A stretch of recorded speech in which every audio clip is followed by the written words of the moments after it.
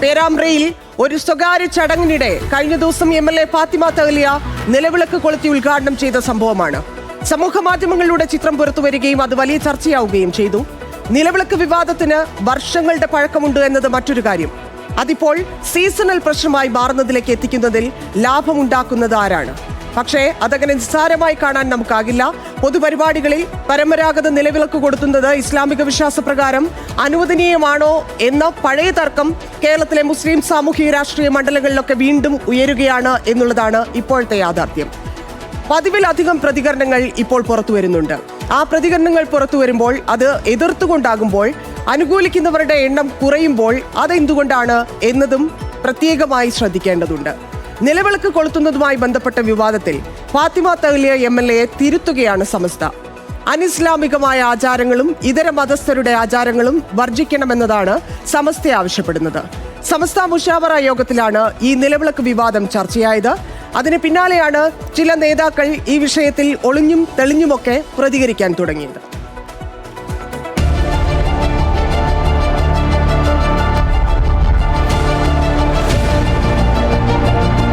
ജനങ്ങൾക്കിടയിൽ ജയിച്ചാ പോരാ, നാളെ പരലോകത്ത് ജയിക്കണ്ടേ? അതാ അഗ്നി ആരാധനയുടെ ഭാഗമായിട്ടാണ് അത് നടത്തിക്കൊണ്ടിരിക്കുന്നത്.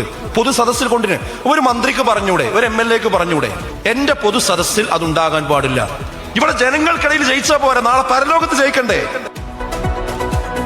ഇനി ചില ചോദ്യങ്ങൾ ചോദിക്കാം. വിളക്ക് കൊളുത്തിയാൽ എന്താണ് കുഴപ്പം? നിലവിളക്കിന് മതവുമായി ബന്ധമുണ്ടോ? വിളക്ക് കൊളുത്തിയാൽ ആർക്കാണ് പ്രശ്നം? വിളക്ക് കൊളുത്തുന്നത് അനിസ്ലാമികമാണോ? നിലവിളക്ക് ഹൈന്ദവരുടേത് മാത്രമാണോ? തെരഞ്ഞെടുപ്പ് വിജയങ്ങൾക്കും രാഷ്ട്രീയ സ്വീകാര്യതയ്ക്കുമൊക്കെയായി ക്ഷേത്രങ്ങളിലും പള്ളികളിലും മറ്റ് സമുദായങ്ങളുടെ പരിപാടികളിലുമൊക്കെ സാന്നിധ്യം അറിയിക്കാൻ ജനപ്രതിനിധികൾക്ക്, പ്രത്യേകിച്ച് മുസ്ലിം രാഷ്ട്രീയ നേതാക്കൾക്കൊക്കെ വലിയ സമ്മർദ്ദം ഇക്കാലത്ത് നേരിടേണ്ടി വരുന്നുണ്ട്. കാരണം പലതരത്തിൽ രാഷ്ട്രീയമായും മതപരമായും ഒക്കെ പിന്നാലെ അതിന്റെ പൊല്ലാപ്പ് വരാനുള്ള സാധ്യതയുണ്ട്. അതുകൊണ്ട് തന്നെ ആ സമ്മർദ്ദത്തിലാണ് ഓരോ പരിപാടിക്കും ഓരോ ജനപ്രതിനിധികൾ ഇറങ്ങുന്നത്. അവർ മതേതരം ഉയർത്തിപ്പിടിക്കുന്നവരായിക്കോട്ടെ, അവർക്ക് ഈ മതപരമായിട്ടുള്ള വിഷയങ്ങളിൽ പ്രത്യേകിച്ച് വലിയ ബന്ധമൊന്നുമില്ലാത്തവരായിക്കോട്ടെ, ഇനിയൊരു പക്ഷേ മതം ഉയർത്തിപ്പിടിക്കുന്നവരാണെങ്കിൽ പോലും ഇത്തരം പരിപാടികളിൽ പോയി എങ്ങനെ പെരുമാറണം എന്നതിൽ പോലും അവർക്ക് വലിയ ബുദ്ധിമുട്ടുണ്ടാക്കുന്ന, ഇല്ലെങ്കിൽ അവർക്ക് വലിയ ആശങ്കയുണ്ടാക്കുന്ന കാര്യങ്ങളാണ് നടക്കുന്നത്. അത് അവരുടെ സ്വന്തം മണ്ഡലത്തിലോ, അതിനിപ്പോൾ ഗ്രാമപഞ്ചായത്തിലാണെങ്കിലോ, ഒരു വാർഡിലെ പരിപാടിയാണെങ്കിലോ, ഒരു ജില്ലയിലാണെങ്കിലോ, എങ്ങനെയാണെങ്കിലും എത്ര വലിയ ചെറിയ പരിപാടികളാണെങ്കിലും ജനപ്രതിനിധികൾ ഇപ്പോൾ നേരിടുന്ന, പ്രത്യേകിച്ച് ഈ പറയുന്ന സമുദായവുമൊക്കെയായി ബന്ധമുള്ള ജനപ്രതിനിധികൾ നേരിടുന്ന വലിയ വെല്ലുവിളിയാണ് ഇപ്പോൾ ഒരു പരിപാടിയിൽ പങ്കെടുക്കുന്നത്. അങ്ങനെയുള്ള സമ്മർദ്ദങ്ങളിൽ കൂടി ചില നേതാക്കൾ അതിജീവിച്ച് മുന്നോട്ട് വരുമ്പോഴാണ് ഇത്തരം പ്രശ്നങ്ങൾ വീണ്ടും വീണ്ടും ഉയർന്നുകൊണ്ടിരിക്കുന്നത്. നേതൃത്വത്തിലുള്ളവർ മതത്തിന്റെ അതിർവരമ്പുകൾ ലംഘിക്കുകയാണെന്നും അവരെ തിരുത്തേണ്ടവർ മൗനം പാലിക്കുകയാണെന്നുമുള്ള വിമർശനങ്ങൾ സമസ്തയുടെ ഭാഗത്തുനിന്ന് ഫാത്തിമ തഹ്ലിയയുടെ വിഷയത്തിൽ ഇപ്പോൾ ഉണ്ടായിരിക്കുന്നു. പക്ഷേ ഈ പറയുന്നവരെ തിരുത്തേണ്ടവർ മൗനം തുടരുന്നതാണ് അതിനേക്കാൾ വലിയ അപകടം.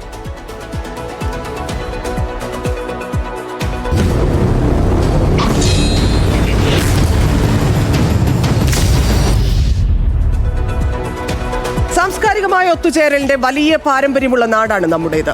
മുൻ വിദ്യാഭ്യാസ മന്ത്രി PK അബ്ദുറബ്ബ് ഒരു പൊതുചടങ്ങിൽ വെച്ച് നടൻ മമ്മൂട്ടി ദീപം കൈമാറിയിട്ടും ആ വിളക്ക് കൊളുത്താൻ വിസമ്മതിച്ച ആ പഴയ സംഭവം ഓർക്കുന്നില്ലേ? ഏതാണ്ട് ഒരു 10-15 വർഷം മുമ്പാണത്. ഇത്രയധികം സംസ്കാരവും വിദ്യാഭ്യാസവും പരിഷ്കാരവും ഒക്കെ നമ്മൾ അവകാശപ്പെടുമ്പോഴും ഇത്തരം കാര്യങ്ങളിലൊന്നും ഒരു മാറ്റവും ഉണ്ടാകുന്നില്ല എന്നതാണ് യാഥാർത്ഥ്യം. ഈ 11ാം നൂറ്റാണ്ടിലും ആ മാറ്റത്തിനു വേണ്ടി ശ്രമം പോലും നടക്കുന്നില്ല എന്നതാണ് തമാശ. ഇതിനിടയിൽ ഇത്തരം പ്രതീകാത്മകമായ കാര്യങ്ങളെ വീണ്ടും രാഷ്ട്രീയ മതതർക്കങ്ങളാക്കി മാറ്റാൻ ചിലർ ശ്രമിക്കുന്നുണ്ട്. ഇതിൽ പ്രശ്നം കാണുന്ന സമസ്തയിലെ ചില നേതാക്കൾക്കെങ്കിലും ഈ കോഴിക്കോട്ടെ ഇടിയങ്ങര ഷൈഖ് മസ്ജിദ് അറിയാമല്ലോ.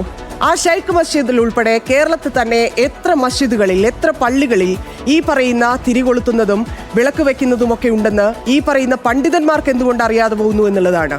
അവിടെയൊക്കെ തലമുറകളായി വിളക്ക് തെളിയിക്കുന്നുണ്ട്. ഒരു വെളിച്ചത്തിന്റെ സ്രോതസ്സായോ ഇല്ലെങ്കിൽ ഒരു സാംസ്കാരിക പ്രതീകമായോ അങ്ങനെയൊക്കെ വിളക്ക് ഉപയോഗിക്കുന്നത് അത് മതപരമായ ആചാരത്തിന്റെ ഭാഗമായി മാത്രമല്ല, അങ്ങനെ ഉപയോഗിക്കുന്നതും തമ്മിൽ ഇത് രണ്ടും തമ്മിലുള്ള വ്യത്യാസം തിരിച്ചറിയാതെ പോകുന്നു എന്നുള്ളതാണ്. അത് പറഞ്ഞുകൊടുത്ത് പലർക്കും മടുക്കുന്ന അവസ്ഥയിലേക്ക് എത്തി. കാരണം ഒന്നത് ആചാരത്തിന്റെ ഭാഗമായി ഇല്ലെങ്കിൽ അനുഷ്ഠാനത്തിന്റെ ഭാഗമായി ചെയ്യുന്നതും, മറ്റൊന്ന് അതൊരു പ്രതീകാത്മകമായി ഇല്ലെങ്കിൽ ഒരു തെളിച്ചം കൊണ്ടുവരാം, ഒരു വെളിച്ചം ഉണ്ടാക്കാം എന്നുള്ള രീതിയിലാണ് ഈ വിളക്ക് തെളിയിക്കൽ വിളക്കെത്തിക്കൽ എന്നുള്ള കാര്യത്തിൽ ഇതുവരെ ഒരു ധാരണയും ഈ പറയുന്ന സംസ്ഥയുടെ ഈ ചില നേതാക്കൾ ഉൾപ്പെടെയുള്ളവർക്ക് ഇതുവരെ മനസ്സിലായിട്ടില്ല എന്നുള്ളതാണ്. എങ്കിലും വീണ്ടും പറയുകയാണ്, ആചാരങ്ങളും വിശ്വാസങ്ങളും സംരക്ഷിച്ചുകൊള്ളുക. പക്ഷേ സമൂഹത്തിന് തെറ്റിദ്ധാരണയുണ്ടാക്കുന്ന, ആളുകളിൽ ഭിന്നിപ്പുണ്ടാക്കുന്ന പ്രസ്താവനകളിൽ നിയന്ത്രണം വരുത്തണം.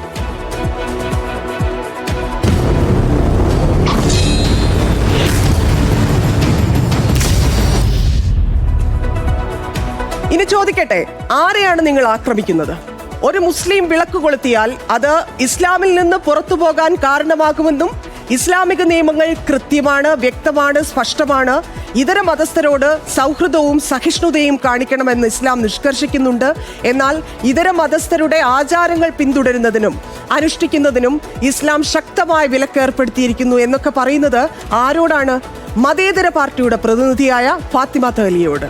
മതേതര നിലപാടുകളുമായി മുന്നോട്ടു പോകുമെന്ന് പറയുന്ന UDFന്റെ MLA കുറിച്ച് അപ്പോൾ ഈ പറയുന്നവർക്ക് ആരൊക്കെയാണ് മറുപടി നൽകേണ്ടത്? എന്തുകൊണ്ടാണ് ആ മറുപടി ഇല്ലാത്തത്? ലീഗിന് മിണ്ടാട്ടമില്ലാത്തത് എന്തുകൊണ്ടാണ്? കോൺഗ്രസ് എന്തുകൊണ്ടാണ് ഇതൊന്നും കാണാത്തതുപോലെ ഇരിക്കുന്നത്? ആ നിലവിളിക്കൽ തൊട്ടാൽ പൊള്ളുമെന്ന് പേടിയുണ്ടോ നിങ്ങൾക്ക്?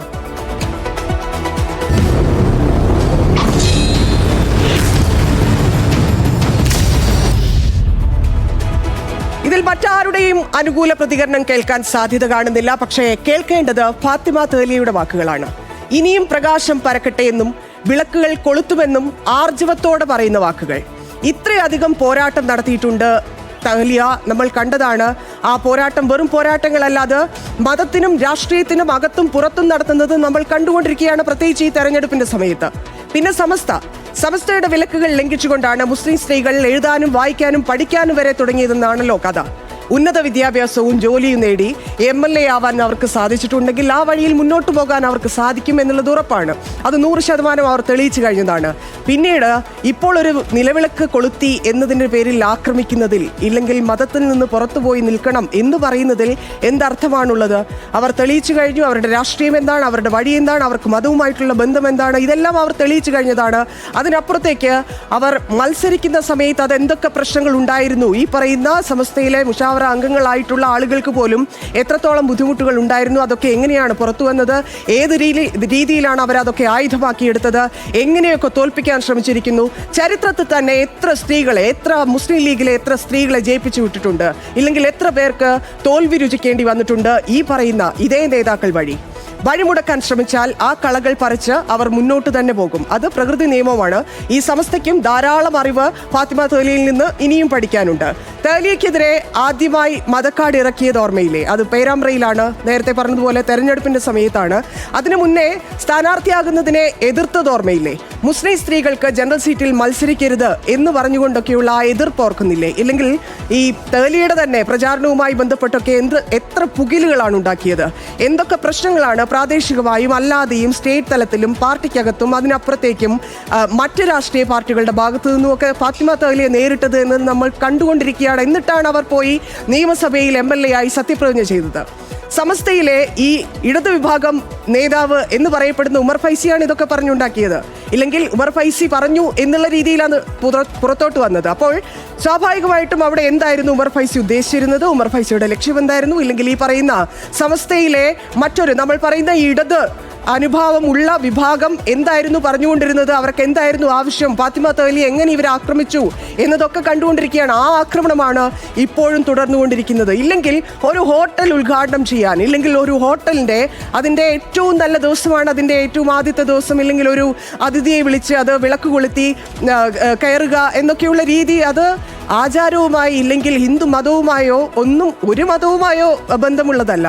ഇനിയിപ്പോൾ അവർ ഏത് മതത്തിൽ വിശ്വസിക്കുന്ന ആളുകളാണ് ഈ ഹോട്ടലിൻ്റെ ഉടമകൾ എന്നുപോലും വ്യക്തമല്ല.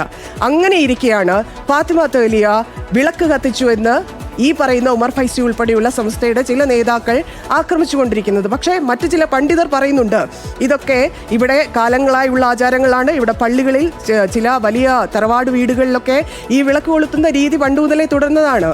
അത് ഒരു ഘട്ടത്തിലാണ് അത് ഹിന്ദുവിൻ്റേത്, ഇല്ലെങ്കിൽ അത് മുസ്ലിമിന് ഹറാം എന്നൊക്കെയുള്ള രീതിയിൽ വന്നത് എന്നൊക്കെ പറയുന്ന ആളുകളുണ്ട്. പക്ഷേ നേരത്തെ പറഞ്ഞതുപോലെ വർഷങ്ങളായി ഇത് പറഞ്ഞു കൊടുത്തിട്ടും മനസ്സിലാക്കാത്ത, ഇല്ലെങ്കിൽ അതിനെ ഒരു ആയുധമായി ഇങ്ങനെ പിടിക്കാം, അത് പ്രത്യേകിച്ച് സ്ത്രീ ഓപ്പോസിറ്റ് നിൽക്കുകയാണെങ്കിൽ അതിനെ കൂടുതൽ മൂർച്ചയുള്ള ആയുധമാക്കി പിടിക്കാം എന്ന് കരുതുന്ന നേതാക്കളോട്, ഇല്ലെങ്കിൽ ഈ പറയുന്ന മതപണ്ഡിതന്മാരോട് പ്രത്യേകിച്ച് ഇനിയൊന്നും പറഞ്ഞിട്ട് കാര്യമില്ല എന്നറിയാം, എങ്കിലും പറയുകയാണ്, സമസ്തയുടെ വിഷയങ്ങളിൽ രാഷ്ട്രീയക്കാർ ഇടപെടരുത് എന്നാണ് സമസ്ത പറയുന്നത്.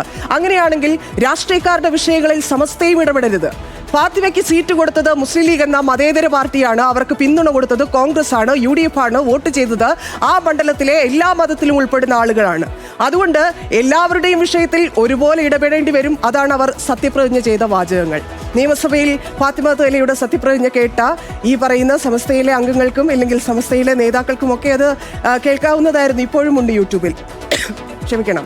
അങ്ങനെയെങ്കിൽ അങ്ങനെ സത്യപ്രതിജ്ഞ ചെയ്ത്, ഇല്ലെങ്കിൽ ഒരു മതനിരപേക്ഷത ഉയർത്തി കാണിച്ചുകൊണ്ട് ഭരിച്ചുകൊണ്ടിരിക്കുന്ന സർക്കാരിൻ്റെ ഭാഗമായിട്ടുള്ള, ഇല്ലെങ്കിൽ ജനപ്രതിനിധിയായിട്ടുള്ള ഫാത്തിമ തഹ്ലിയെ ഇത്തരത്തിലുള്ള കാര്യങ്ങൾ പറഞ്ഞുകൊണ്ട് തളർത്തിക്കളയാം എന്ന് കരുതുന്നത് എന്തുകൊണ്ടാണ് എന്നുള്ള ചോദ്യമാണ്. സ്വന്തം സമുദായത്തിലെ വനിതകൾ വളരണം എങ്കിൽ ആദ്യം ആ സമുദായത്തിലുള്ളവരാണ് പിന്തുണ നൽകേണ്ടത്. മറ്റുള്ളവർക്ക് എപ്പോഴും അവിടെ രണ്ടാം സ്ഥാനമേ ഉള്ളൂ. എന്തുകൊണ്ടാണ് ഇക്കാലം അത്രയും ലീഗ് മത്സരിപ്പിച്ച സ്ഥാനാർത്ഥികൾ, ലീഗ് എപ്പോഴും എങ്ങനെയാണ് വനിതാ സ്ഥാനാർത്ഥികളെ എവിടെയാണ് മത്സരിപ്പിക്കാറ് എന്നതുൾപ്പെടെ നമുക്കറിയാവുന്നതാണ്. ഏത് മണ്ഡലങ്ങളാണ് അവർക്ക് കൊടുക്കുന്നത്, ജയിക്കുന്ന ഏതെങ്കിലും മണ്ഡലങ്ങൾ ചരിത്രത്തിൽ കൊടുത്ത സംഭവം നമ്മൾ അറിഞ്ഞിട്ടുണ്ടോ? അങ്ങനെ ഒരു ചരിത്രമില്ല. ഫാത്തിമ തഹ്ലിയാണ് ആ ചരിത്രം. ആ ചരിത്രം രചിക്കുന്ന ആളാണ് ഫാത്തിമ തഹ്ലി. അപ്പോൾ അങ്ങനെ ഒരു ചരിത്രമില്ലാത്ത പാർട്ടി, ഇല്ലെങ്കിൽ പാർട്ടിയെ മാത്രം പറയുന്നില്ല, അതിനപ്പുറത്തേക്ക് അതിലെ നേതാക്കൾ, സംസ്ഥയുമായി ബന്ധമുള്ള ആളുകൾ, ഇതൊക്കെ ഒരു തരത്തിലും പ്രോത്സാഹിപ്പിക്കാൻ പാടില്ല എന്ന് മതേതര പാർട്ടിയാണെന്ന് ഒരു ദിവസം നാഴികയ്ക്ക് 40 തവണ പറഞ്ഞുകൊണ്ടിരിക്കുന്ന മുസ്ലിം ലീഗ് എന്തുകൊണ്ടാണ് മിണ്ടാത്തത്? തഹ്ലിയെ കഴിഞ്ഞ 3-4 ദിവസമായി ഇത്തരത്തിൽ ആക്രമിക്കപ്പെട്ടിട്ടും എന്തുകൊണ്ടാണ് ലീഗിന്റെ നേതാക്കൾ മിണ്ടാതിരിക്കുന്നത്? എന്തിനാണ് ഈ തഹ്ലിയെ സമസ്തയുടെ നേതാക്കൾക്ക് മുന്നിൽ ഇട്ടുകൊടുക്കുന്നത് ഈ വിഷയത്തിൽ ആക്രമിക്കാൻ?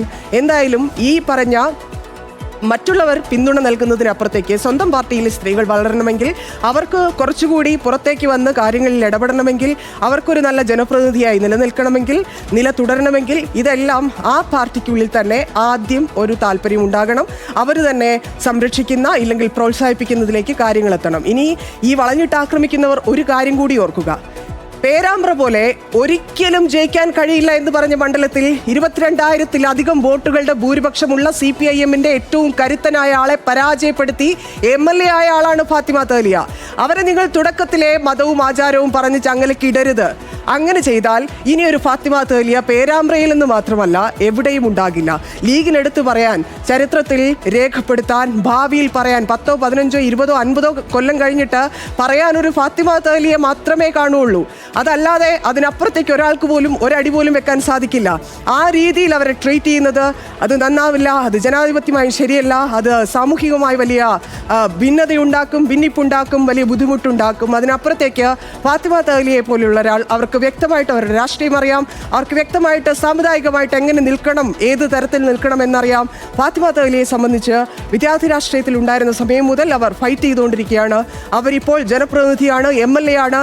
അവർ പാലിക്കേണ്ട കാര്യങ്ങൾ, അവരെങ്ങനെയാണ് ഓരോ മണ്ഡലത്തിലും ആളുകളെ അവർക്ക് വോട്ട് ചെയ്തത്, ഒരാളും ഈ പറഞ്ഞ സമുദായം നോക്കിയോ ഇല്ലെങ്കിൽ തട്ടമിട്ടതുകൊണ്ടോ തട്ടമിടാത്തതുകൊണ്ടോ ഒന്നുമല്ല. അവിടെ എങ്ങനെയാണ് വോട്ട് പറയുന്നത്? നേരത്തെ പറഞ്ഞതുപോലെ 22,000-ലധികം ഭൂരിപക്ഷമുള്ള TP രാമകൃഷ്ണനെ തോൽപ്പിക്കണമെങ്കിൽ എന്തായിരിക്കും ഫാത്തിമ തഹ്ലി അവിടെ ഉണ്ടാക്കിയ ഓളം എന്നുള്ളത് നമുക്ക് ആലോചിച്ചാൽ മനസ്സിലാവുന്നതേ ഉള്ളൂ. അപ്പോൾ നിങ്ങളെ അടിക്കാനുള്ള വടി നിങ്ങൾ തന്നെ വെട്ടിക്കൊടുക്കരുത് എന്ന് മാത്രമാണ് പറയാനുള്ളത്. സമസ്തയോടുമാണ്. ഒപ്പം തന്നെ ലീഗിന്റെ പ്രതികരണം പ്രതീക്ഷിക്കുന്നുണ്ട്. ലീഗ് ഇതിൽ മിണ്ടിയില്ലെങ്കിൽ വീണ്ടും ആവർത്തിച്ച് പറയുന്നു, ആ നിലവിളക്ക് തൊട്ടാൽ പൊള്ളുമെന്ന് ലീഗ് കരുതുന്നു, ഇല്ലെങ്കിൽ UDF കരുതുന്നു എന്ന് വിലയിരുത്തേണ്ടി വരും.